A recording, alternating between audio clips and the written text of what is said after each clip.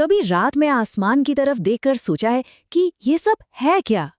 या कभी आईने में देखकर सवाल किया है कि मैं कौन हूं? अगर इसका जवाब हाँ है, तो बधाई हो, इसका मतलब आप में एक दार्शनिक पहले से ही मौजूद है। तो चलिए, आज हम डॉक्टर ब्रह्मस्वरूप अग्रवाल की किताब पाश्चात्य दर्शन के सहारे इन बड़े सवालों की दुनिया में गोता लगाते हैं। अच्छा, सबसे पहले तो एक बहुत बड़ी गलतफहमी दूर करते हैं। फिलॉसफी या दर्शन कोई धूल भरी किताबों और बड़े बड़े प्रोफेसरों के लिए नहीं है। सच तो ये है कि ये हम सबके अंदर है। हर बार जब हम पूछते हैं क्यों, हम असल में अपने अंदर के दार्शनिक को ही आवाज दे रहे होते हैं। ये तो इंसान होने की एक बुनियादी निशानी है। एल्डस हक्सले की एक बात यहाँ बिल्कुल फिट बैठती है। सवाल ये है ही नहीं कि हमारे पास कोई फिलॉसफी है या नहीं, क्योंकि वो तो हम सबके पास है। असली सवाल तो ये है कि क्या हमारी फिलॉसफी अच्छी है, क्या हमने कभी उस पर सच में सोचा है। हम सबकी जिंदगी कुछ न कुछ विश्वासों, कुछ उसूलों पर चलती ही है, भले ही हम उस पर ध्यान दें या ना। तो फिर ये शब्द दर्शन या फिलॉसफी आखिर है क्या? इसका असली मतलब समझने के लिए हमें थोड़ा पीछे जाना होगा, दो बहुत पुरानी सभ्यताओं तक, जहां से ये शब्द हमें मिले हैं। यहाँ पर ना दो बहुत दमदार आइडियाज आकर मिलते हैं। एक तरफ है भारतीय परंपरा का दर्शन, जिसका सीधा मतलब है सच को अपनी आंखों से देख लेना, उसे महसूस कर लेना। और दूसरी तरफ है ग्रीक फिलॉसफी, यानी ज्ञान से प्रेम, सच की कभी न खत्म होने वाली खोज। तो एक तरह से एक है मंजिल और दूसरा है उस मंजिल तक का सफर। दोनों मिलकर हमें ये बताते हैं कि फिलॉसफी ज्ञान को पा लेना भी है और उसे पाने की कोशिश करते रहना भी।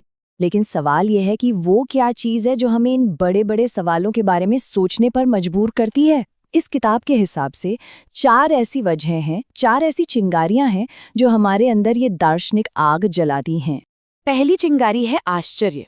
कभी किसी फूल को बहुत करीब से देखा है, या रात के आसमान में उन अनगिनत तारों को? बस वो हैरानी वाली फीलिंग, जब बोलने को कुछ सूझता नहीं।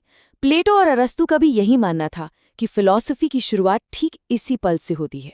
और जैसे ही हैरानी होती है, उसके ठीक पीछे पीछे आता है शक, यानी संशय। अचानक हम सवाल करने लगते हैं, क्या ये दुनिया वैसी ही है जैसी दिखती है? कहीं मैं कोई सपना तो नहीं देख रहा? और ये शक है ना, ये हमें एक जासूस बना देता है, जो सच की तलाश में सतह के नीचे झांकने लगता है। और जब शक होता है, तो फिर जानने की एक जबरदस्त प्यास लगती है।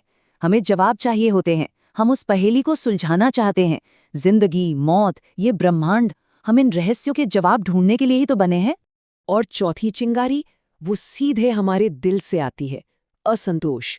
जब हम कहीं नाइंसाफी देखते हैं, जब हम किसी का दर्द महसूस करते हैं, तो हमारे अंदर कुछ बदलता है। हम सोचने लगते हैं, क्या इससे बेहतर कोई तरीका नहीं हो सकता? एक बेहतर दुनिया बनाने की ये जो कोशिश है ना, असल में यही तो एक गहरी फिलोसॉफिकल यात्रा है। तो ठीक है, हमारे पास ये सारे बड़े बड़े सवाल हैं, पर इन्हें सुलझाना शुरू कहाँ से करें? यहीं पर फिलॉसफी का टूलकिट काम आता है। मतलब ये इतने बड़े बड़े आइडियाज को छोटे छोटे समझने लायक हिस्सों में बांटने में हमारी मदद करता है। इस टूलकिट में कुछ बहुत काम के औजार हैं, जैसे सत्ता मीमांसा, जो पूछती है असलियत क्या है। ज्ञान मीमांसा ये सवाल उठाती है कि जो हम जानते हैं वो हम जानते कैसे हैं। मूल्य मीमांसा इस बात को खंगालती है कि क्या चीज़ कीमती है, क्या सही है, क्या खूबसूरत है। और फिर है तर्कशास्त्र, जो हमें सिखाता है कि सोचने का सही तरीका क्या है। ये फिलॉसफी के मेन पिलर्स हैं। जरा ज्ञान मीमांसा को थोड़ा और समझते हैं। ये वो सवाल पूछती है जिसका सामना हम सब हर रोज करते हैं। हम ये कैसे मान लें कि जो हम जानते हैं वो सच है? क्या वो बस एक फीलिंग है, या किसी ने हमें बताया है, या हमारे पास कोई सबूत है? आज की दुनिया में तो ये सवाल और भी जरूरी हो गया है, जहां चारों तरफ इतनी सारी इन्फॉर्मेशन है। ये ब्रांच हमें राय और सच के बीच का फर्क समझने में मदद करती है। और फिर आती है सत्ता मीमांसा, जो सबसे बुनियादी सवालों से जूझती है। ये एग्जिस्टेंस के दिल में उतरती है। क्या ये दुनिया बस एटम्स और एनर्जी से बनी है, या फिर चेतना या आत्मा जैसी कोई गहरी न दिखने वाली हकीकत भी है? ये वो सवाल हैं जो सच में रातों की नींद उड़ा देते हैं। अच्छा, अब कोई ये सोच सकता है कि सत्ता मीमांसा, ज्ञान मीमांसा, ये सब सुनने में बड़ा भारी भरकम और एकेडमिक लगता है ना?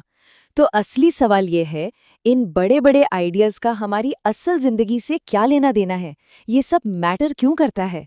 तो जवाब ये है कि ये हर चीज से जुड़ा है। फिलॉसफी सिर्फ सोचने के लिए नहीं है, ये जीने के लिए है। तो चलिए देखते हैं कि हमारी रोजमर्रा की जिंदगी में ये कैसे काम आती है। तो एक बात साफ है, फिलॉसफी कोई अलग थलग सब्जेक्ट नहीं है। ये वो धागा है जो हर चीज को एक साथ पिरोता है। ये हमारे सही गलत के फैसलों में है, ये हमारे समाज की बुनियाद में है, ये साइंटिफिक खोजों के पीछे की जिज्ञासा में है। ये हमें साफ साफ सोचने और एक मकसद के साथ जीने में मदद करती है। मतलब ये सिर्फ इंटरेस्टिंग नहीं है, ये जरूरी है। तो इस पूरी बातचीत के बाद हम आखिर में एक सवाल पर आकर रुकते हैं। हम सब ने अपने जीवन को दिशा देने वाले उसूलों के बारे में कितनी गहराई से सोचा है?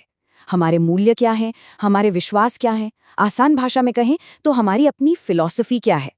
इस पर सोचने के लिए वक्त निकालना शायद वो सबसे जरूरी सफर है जिस पर कोई भी इंसान निकल सकता है।